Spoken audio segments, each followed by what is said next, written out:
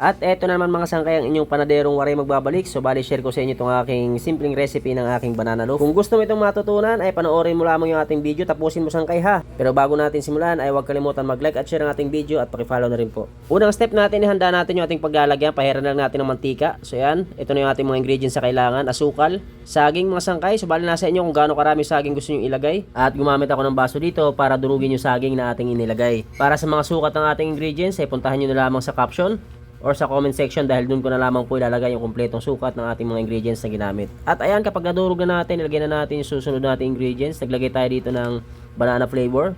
So optional lang mga sangkay, kung wala kayong banana flavor ay okay lang din naman dahil mabango na yung saging natin nilagay.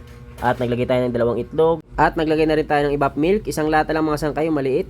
Yung saging nga pala na ating ginamit is lakatan po. At overripe yung ating ginamit para mas mabango po kapag overripe yung ating ginamit na saging. Sunod ay naglagay tayo ng mantika. Then mix lang natin ng bahagya mga sangkay gamit yung ating wire whisk. Pero kung gusto nyo gamitan ito ng mixer ay pwede para hindi kayo mapagod sa pag-mix itong ating mixture nitong ating banana loaf. So ayan, next natin ilalagay is yung ating tubig. Ito nga palang banana loaf na aking gagawin is isa't kalahating harina po yung aking gagamitin dito.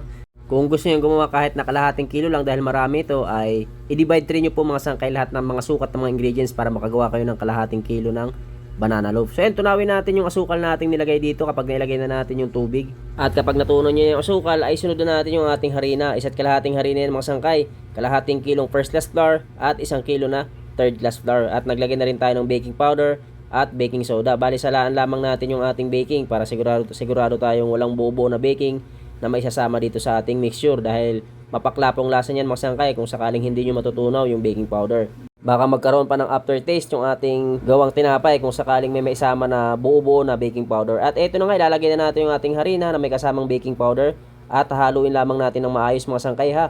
Kailangan wala ng buo-buo na harina bago natin ilagay sa ating lanera. So ayun mga sangkay, kung sakaling meron kayong hand mixer ay pwede nyo yung gamitin sa pag-mix dito para hindi kayo mapagod sa paghahalo. Katulad dito mga sangkay, isa't kalahati ito. Kung sakaling kayo ay baguhan ay mahihirapan po kayo sa pag-mix nito. Lalong-lalo na kung hindi pa kayo sanay. At kung nagustuhan mo naman ang video na to ay huwag kalimutan mag-like at share ang ating video sangkay. Pasuportahan naman po at paki-follow na rin po ng aking page. Maraming salamat po. So yun, balik continue lamang tayo sa ating pag-mix hanggat hindi natin natutunan ng maayos yung ating harina. At ito kung mapapansin nyo, nag-add tayo ng tubig.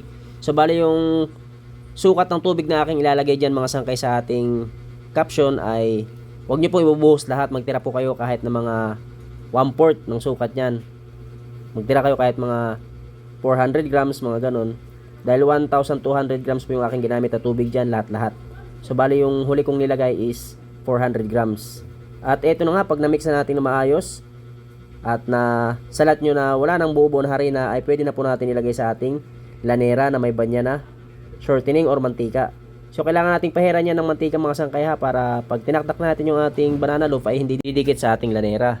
At dito sa part na to ay sisimulan na natin yung pagsasali ng ating mixture dito sa ating lanera. So bali, kung mapapansin nyo is kamay yung aking ginamit mga sangkay dahil dyan po ako sanay sa pagsali ng mixture. Kamay po yung aking ginagamit. Pero kung kayo po hindi sanay at para maging pantay-pantay ang mixture ninyo may lalagay ay pwede po kayong gumamit ng cups para sigurado po kayong pantay-pantay yung dami ng mixture na may lalagay nyo sa bawat lanera. Sa mga susubok itong ating recipe ay panoorin nyo po ng maayos yung procedure mga sangkay kung paano natin ginawa itong banana loaf. Sa ganun ay magawa nyo po ng maayos. Hindi po kasi pwede na ingredients lang ang inyong aalamin tapos hindi nyo naman alam kung paano ginawa ay posible po kayong pumalpak or hindi nyo makuha ng tama. Silang naman itong ating video mga sangkay, panoorin nyo na lamang po itong ating video nang sa ganun ay makita nyo yung proseso kung paano natin ginawa. At ito kapag nailagay na natin sa ating lanera ay kumuha lang tayo ng konting mantika at yan yung plastic mga sangkay na puting aking ginagamit. Guguhitan lang natin yung gitna para magkaroon ng biak yung gitna nitong ating banana loaf kung sakaling maluto na. Nga pala, habang tinitimpla natin itong ating mixture nating banana loaf, dapat ay nag-iinit na tayo ng oven dahil diretso po ito salang. So, yung init ng ating oven dyan mga sangkay is 200 degrees Celsius. Gagamit tayo ng malakas na apoy. At lulutuin ko yan ng 28 to 30 minutes. Huwag niyong kakalimutan salang nyo ha dahil mainit yung ating oven. At ito na nga mga sangkay, after 28 minutes, inalis ko na sa oven. Kung mapapansin nyo, nasa itaas na. So, bali, sa baba mga sangkay is 15 minutes kong niluto yan. At inangat ko siya, bali, inantay ko na lamang maluto. Umabot ng 13 minutes sa itaas mga sangkay. Pero nung inangat ko is nagbawas na po ako ng apoy ng ating oven.